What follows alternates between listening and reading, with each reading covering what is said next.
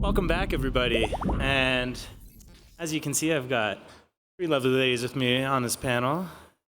And we're going to have some interesting discussions around innovation today. And I'm going to let dear friend over here, Susie, kick things off. And unfortunately, I'm not here for you, but I'll let you have this one. Works. Okay, we're working. Hi, everyone. Welcome to our panel on investing in innovation. I'm Susie Batt, and I'm a board member here at ETH Denver. I'm also on the SheFi board and an advisor to 2 startups, and I source deals. So I have a good idea of what kind of investments are happening this year. However, this panel includes Vanessa and Kelly, who are old friends of mine and have years of experience in investing in startups and blockchain. So their perspective encompasses our space since 2016. Yeah? So I'll let them introduce themselves. Vanessa? Hey everyone, my name is Vanessa Grellet. I'm a managing partner at LeValley Ventures. We're an early stage Web3 fund. We focus on pre-seed and seed and core infrastructure. Hi, I'm Kelly LeValley Hunt. I'm the founder of Mint Gold Dust, which is an NFT platform, and I'm also the founder of Pearl River Venture Capital. We're angel investors, and we typically invest in the Web3 community. Before we kick off with questions, I wanted to ask the audience, who in the audience is a founder or a founding member, team member? Great. And who in the audience is actively fundraising?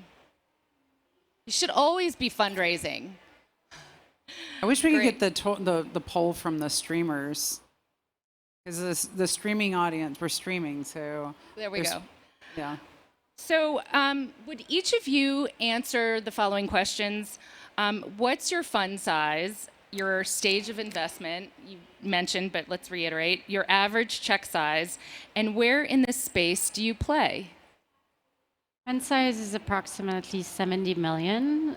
So it's right size for smaller checks in early stage. We focus on pre-seed and seeds and do a little bit of incubation.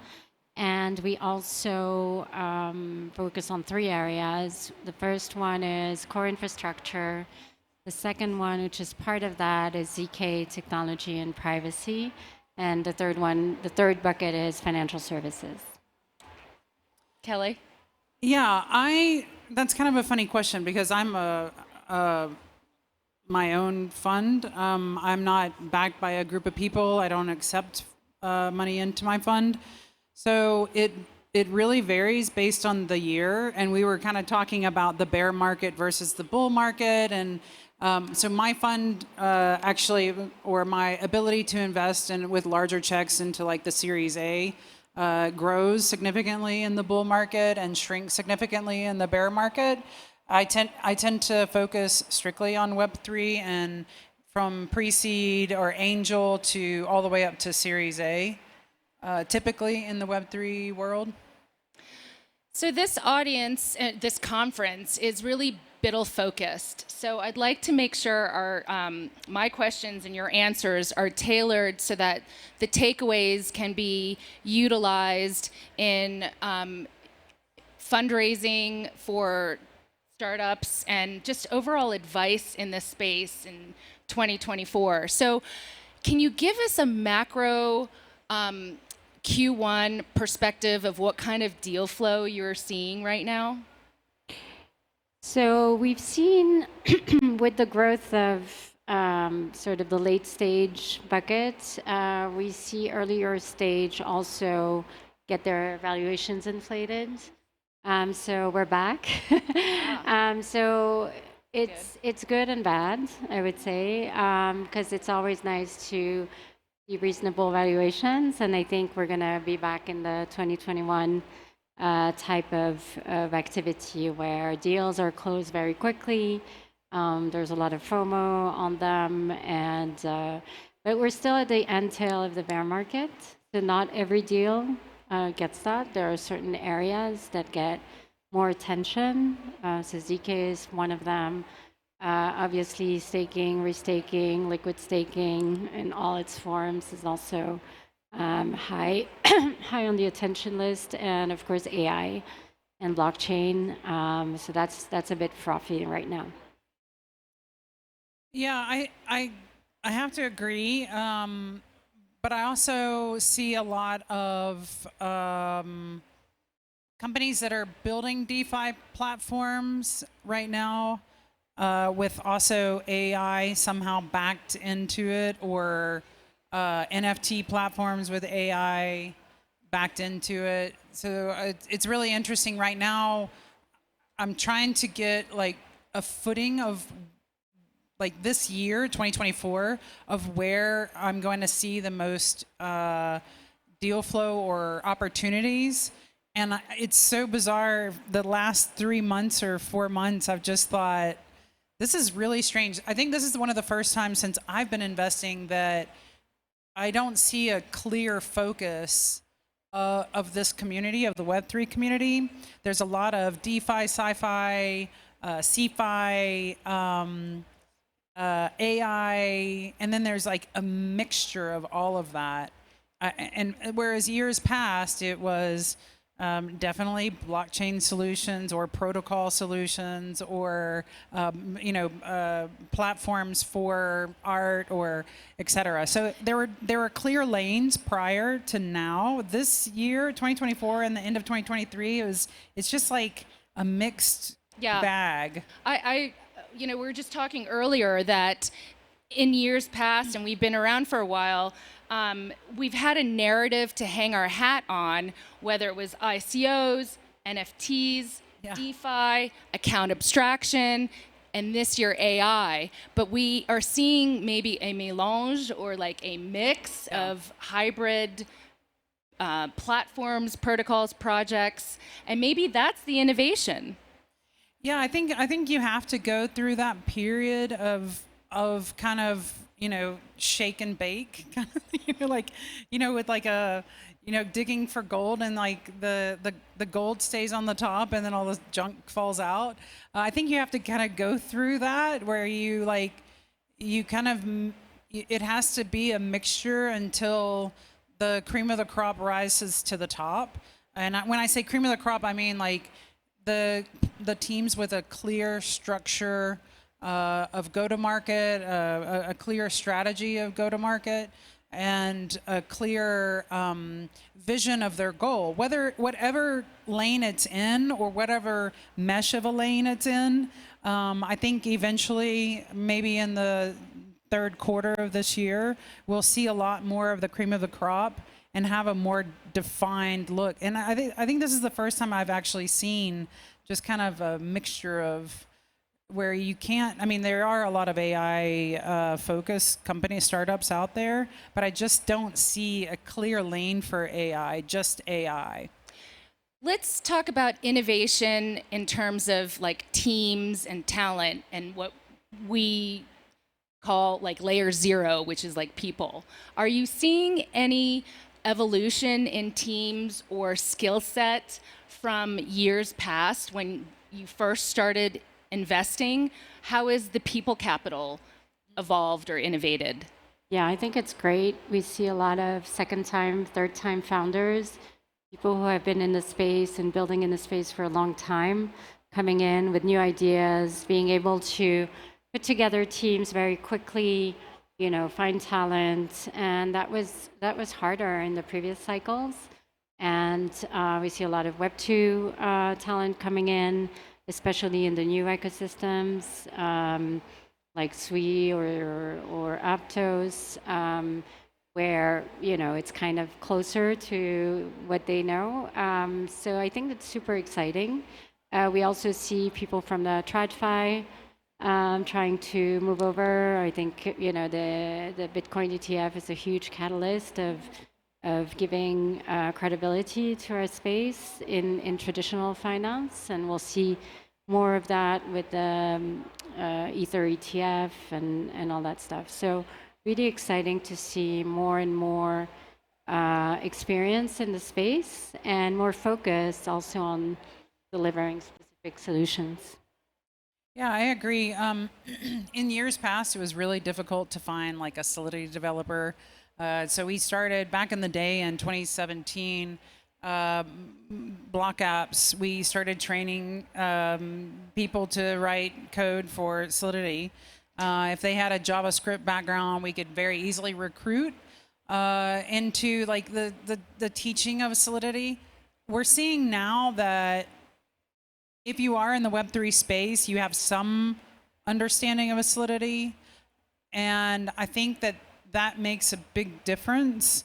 Now I see guys coming to me and they're like, I used to run this DeFi platform, and it's just like ages ago though, like 2 years ago. So that's kind of nice because you see that there are resources that are evolving, and they're getting a lot of incubation time to be able to develop their skills to where they can actually build a startup or kick off one or lead a team in a startup. Let's move on and talk about innovation in maybe geographic location. Electric Capital produces developer report every year, and one metric which was surprising for me was that new developers with new innovative projects were only 27% were coming out of North America, which lends to like where is all the sort of innovation or original source code happening. And Latin America and Central Asia and Europe took the big pizza pie of it. What are you seeing in those geographic areas? So I focus only on North America and Europe. We'll speak of Europe. I think it's not a question of developers. It's a question of regional markets, even though we think a lot of the projects are global and the attention that the projects can get globally. So we see great talent in Europe, less go-to-market and market access, I would say. So it depends on where you focus, whether it's DeFi or core protocols. But I still see a lot of innovation in North America, just because of the firepower in the universities and this huge reach that they have. Capital, yeah. So it's not about the number of developers, it's about the quality of the projects that come out of each region and its capacity to go global. And I think that mirrors a little bit the Web 2 in that sense, that it's just harder to scale in Europe than when you have a big market immediately in the US. Yeah, I agree. My team for Mint Gold Dust, they're based in Ghana, Rio, Brazil, and Mexico City, and I have a couple of guys in California. But for the most part, I'm very decentralized with my developers. I do see I see that developers are more nomadic now, as you know, in comparison to like 2016, 17. They're a lot more nomadic. After 2020, it kind of developed into it's okay to be a decentralized developer or coder. I see a lot of startups coming out of North America, or they've moved to North America. They moved their headquarters to North America. There's a lot of funding on the West Coast. I mean, the majority of the funding for startups in the world is coming from like the West Coast of the United States. And which is just kind of funny because, you know, the European startups are very risk averse, and they're much further along than the startups that you see in North America. So they have more employees, but it's really, really risky to do business in Europe. It's a lot more expensive from what I've seen.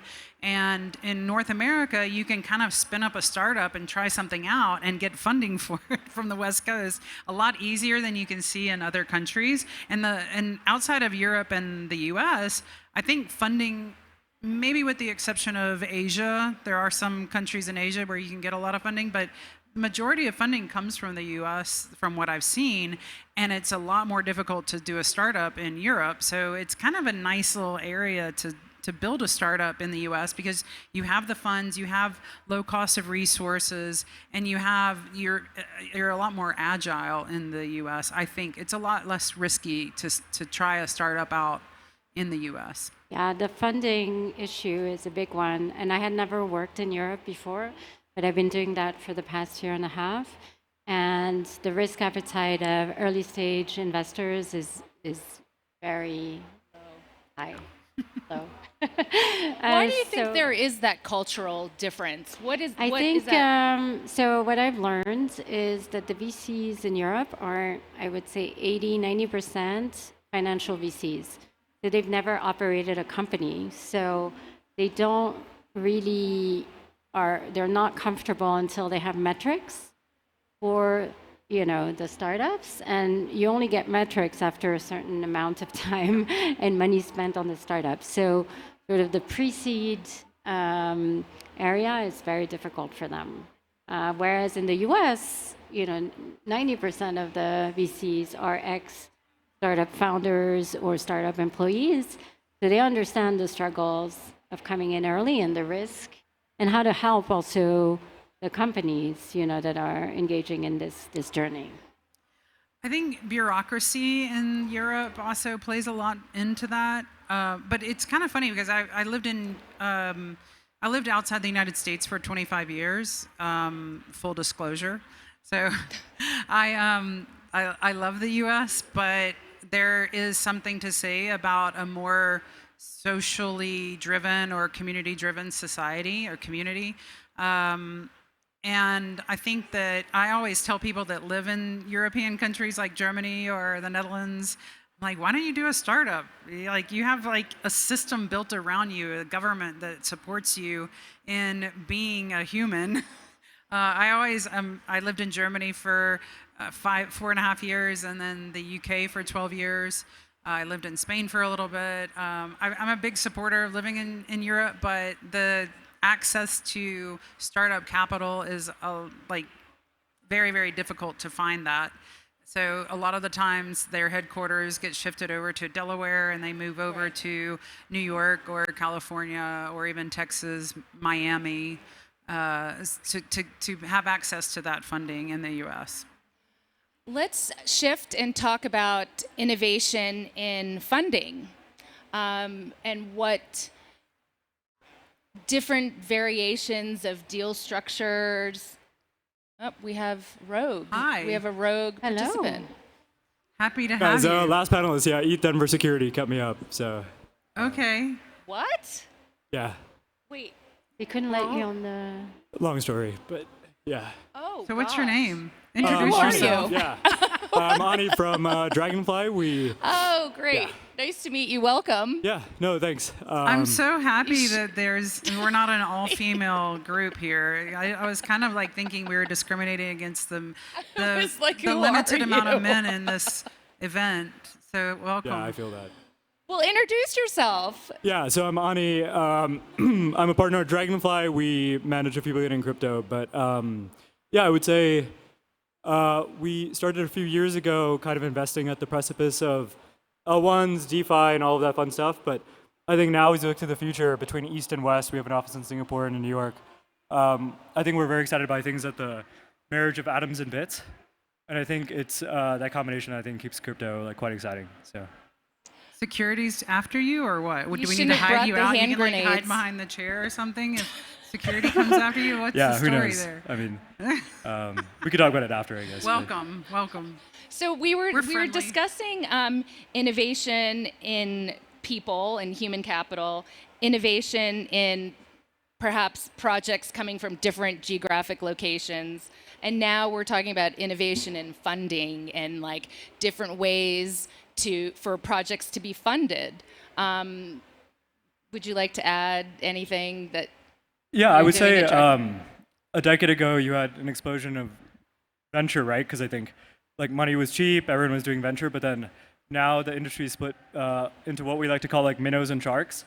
So there's like tiny funds that are really good at like some parts.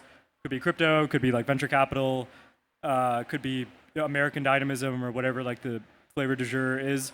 And you have the large funds, many of whom charge huge fees, and they're kind of making all this money off management fees. And I guess they don't have to invest that much, right? Because they can make money in all these sorts of obsequious ways. I don't think people are really ready for that because like venture has been over allocated for a very long time, and innovation has been relegated to a very few areas in the American economy per se.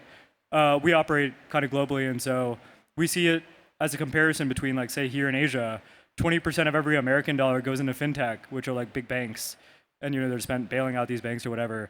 In Asia and Africa and India, it's totally different, right? Like the average age in India, I think, is like 21. In China, it's 49, and in America, it's like 35. And so I think that gives you a sense of like where we see, I guess, and like I guess where venture itself will probably change in the future. So as I mentioned in the beginning of our panel, the audience here at ETH Denver, this is our 7th year running, has always been focused on biddling.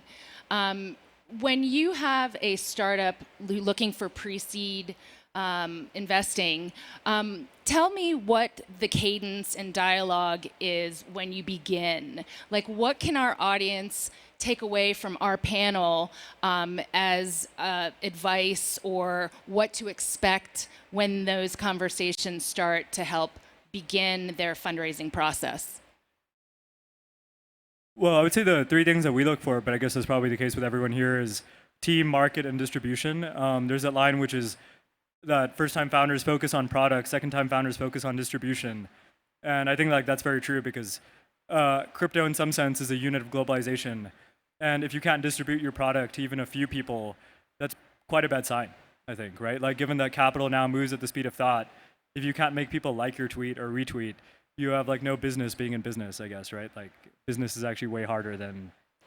Yeah, I think when I look at startups, I tend to focus on the founders, what they had done before, and what their skill set are. In a startup, you also have to think about like maybe somebody has to take the concept of sales into consideration, not just somebody that does coding and maybe somebody that does the books, but sales is super, super important. How do you go to market? And I'm assuming that's what distribution from your perspective is. And like, how do you structure yourself? Like, who's your target market and how are you going to get there? How are you going to reach these people?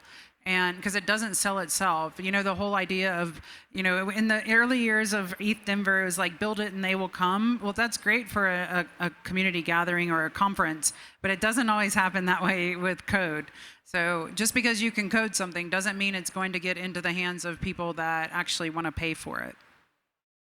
Yeah, what we look in the team is sort of a complementary team. The idea that you're able to build a team, and that's something you want to do. And so I think that's really our number one criteria, whether your idea has a good potential product market fit or tech market fit and has real innovation.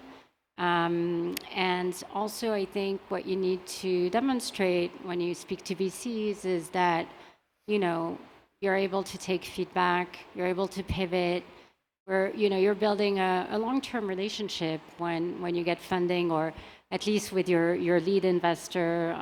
You want to have great relationship for them for the next 5 years, right? So that's really a relationship building of trust, and that you can work together.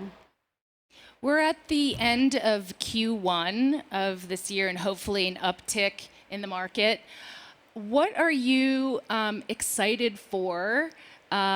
Is there a particular cadence in your deployment of capital that has anything to do with, I don't know, timing? Or is there, for startups who are raising, does a quarter to quarter have any differentiation in their raise, or is it market driven, or like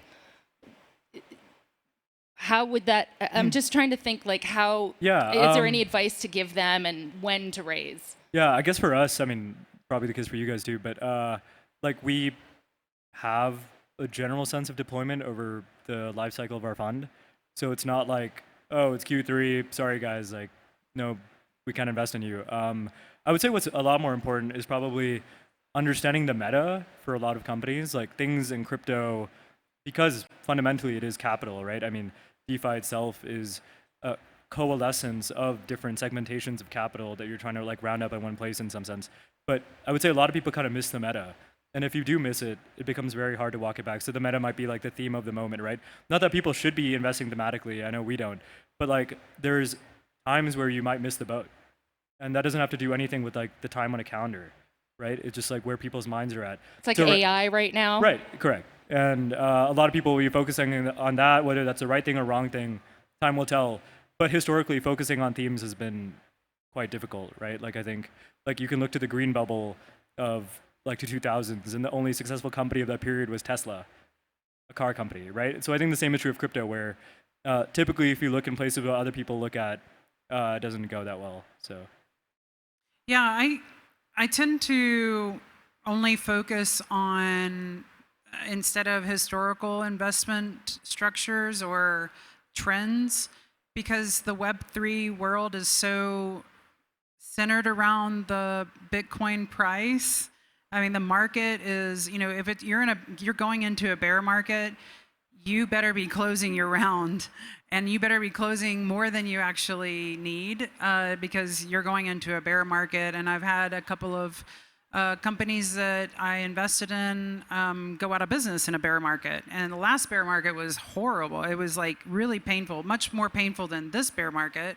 I don't even know if we're still in a bear market right now. Right before the halving, which is unbelievable. Bitcoin's going to hit 67,000 before the halving. That's never happened before.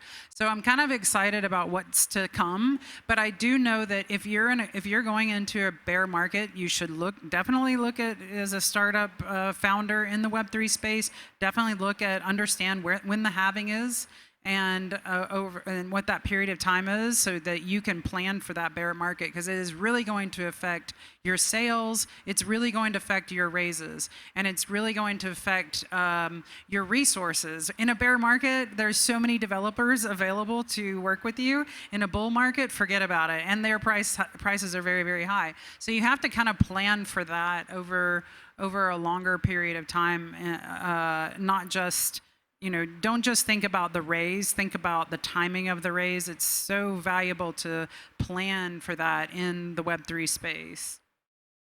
And I think on the investment side, there's really a herd mentality, and a lot of deals are driven by FOMO or by, you know, specific themes that a few gather around. So, you know, when you're building something, and let's say the life cycle, you get an investment and then you issue a token 3 years later, et cetera, you have to think of projects that are not the ones that are being built right now or launching a token now, but something in the future, an innovation in the future.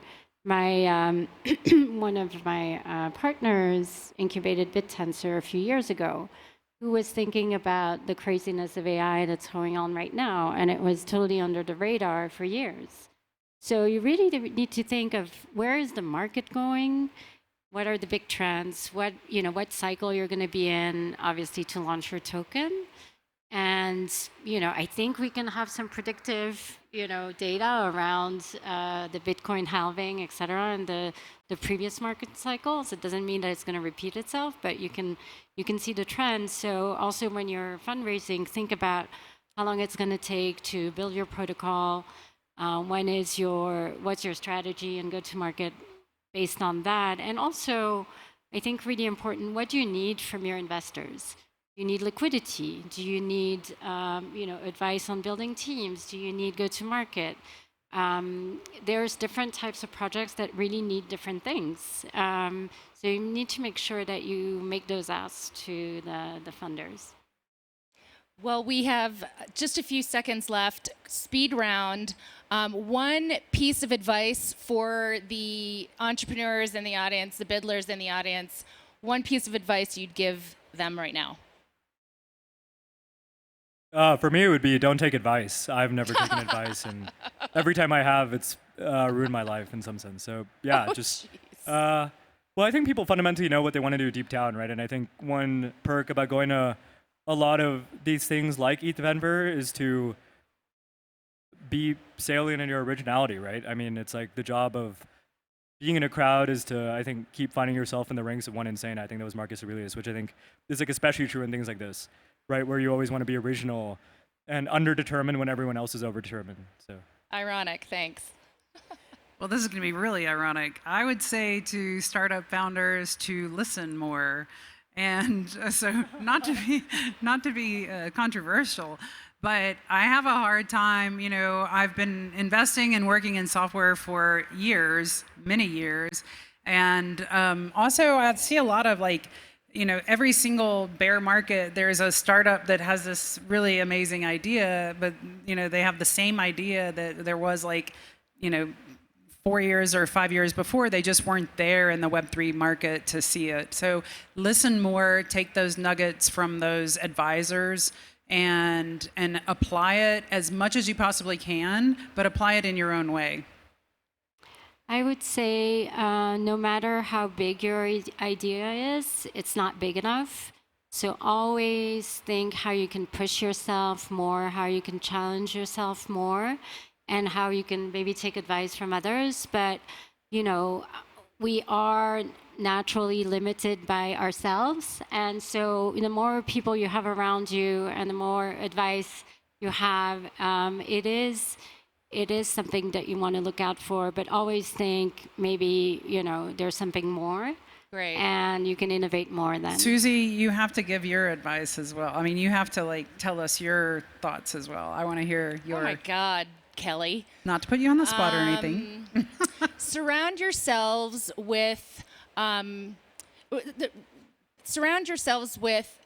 energy that's that good. you want to give and receive, that reciprocate. Like, know your boundaries and know when to draw them. Yeah. I think. But thank you all for your thoughts and your friendship. And good luck to everyone out there. Thanks for coming.